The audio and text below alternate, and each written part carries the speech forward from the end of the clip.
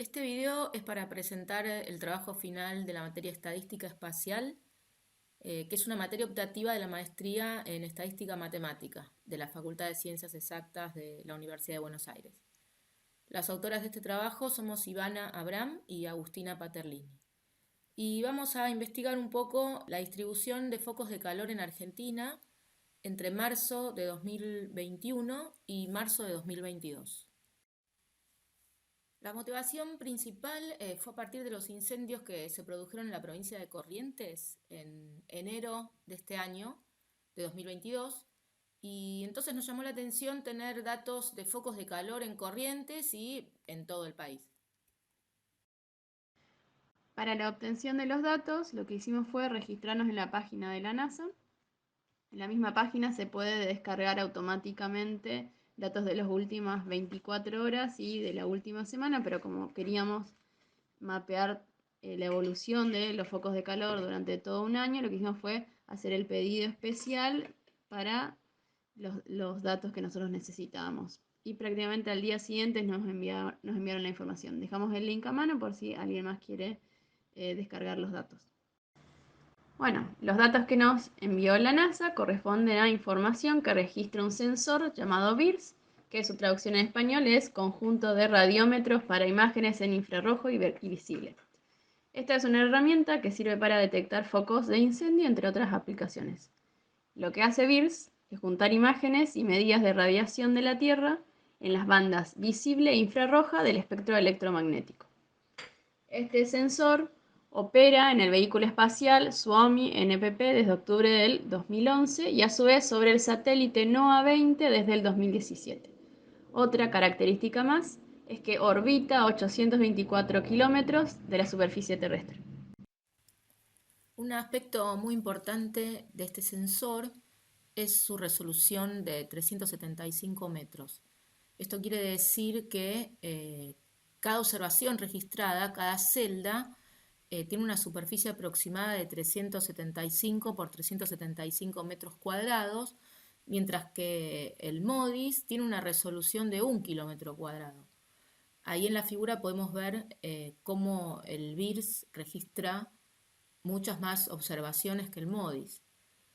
Y otra de las cosas importantes que ofrecen estos sensores es poder estudiar el mapeo y la contaminación lumínica a escala grande y también monitorear, estudiar cambios en las propiedades de vegetación, en ciclos hidrológicos y varias aplicaciones más muy importantes. Bueno, ¿qué pinta tienen los datos que nos mandó la NASA? Nos encontramos con un dataset como este, donde lo único que nos interesa en este caso es la localización geográfica de cada foco detectado. Fíjense que la geometría, en este caso, es un vector XY. Y cuando fuimos a ver los datos, ahora lo vamos a ver en R, nos encontramos con que había 300.000 observaciones aproximadamente. Y eso hacía que se haga muy lento a la hora de trabajar en R. Por eso decidimos quedarnos con uno de los 3 valores posibles para el atributo de confianza y elegimos arbitrariamente high y nos quedaron cerca de 23.000 observaciones. Y esto que vemos acá es una parte de la explicación de la tabla de atributos y dejamos el link a mano por si a alguien le interesa explorar un poquito más sobre esto. Vamos al código en R y mostramos lo que hicimos hasta acá en código. Bueno, ahora les voy a contar un poquito sobre el trabajo que hicimos en primera instancia con los datos. Arrancamos obviamente importando las librerías tidyverse y SF que nos van a ayudar a la manipulación de los datos. Por otra parte, importamos TMAP, ggplot y leaflet para la visualización de los mismos. Y por último, y ya nos estamos adelantando, importamos una librería que nos va a ayudar al final para el modelado de los datos.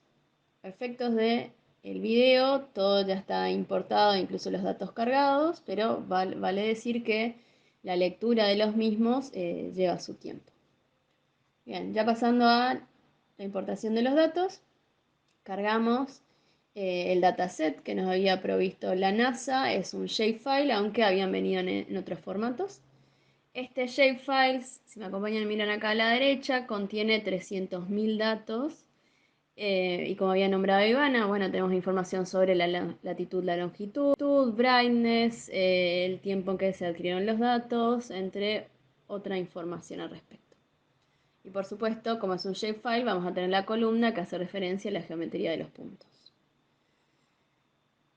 Un poquito más hacia abajo, también vamos a trabajar con otro shapefile que es de la provincia. Estos datos los obtuvimos del IGN, que corresponde a los datos correspondientes a cada una de las provincias. Esto es, para cada una de las provincias vamos a obtener información sobre su geometría. En este caso ya no estamos hablando de puntos, sino ya estamos hablando de polígonos.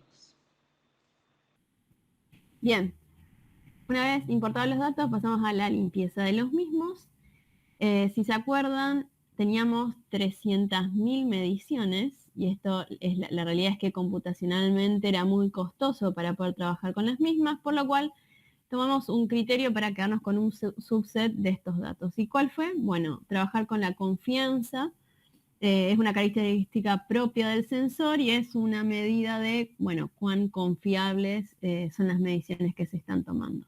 Entonces, en función de esto, lo que hicimos fue quedarnos con únicamente aquellos datos que tienen el mayor nivel de confianza y con eso logramos reducir de 300.000 datos a únicamente 22.000 datos. Con esta cantidad sí ya fue mucho más fácil poder trabajar con los mismos. A su vez, como les habíamos dicho al comienzo, nosotros estábamos tomando datos desde marzo 2021 a marzo 2022 y obviamente nos resultaba interesante poder visualizar estos datos en función de el mes que se estuviera observando o incluso la estación.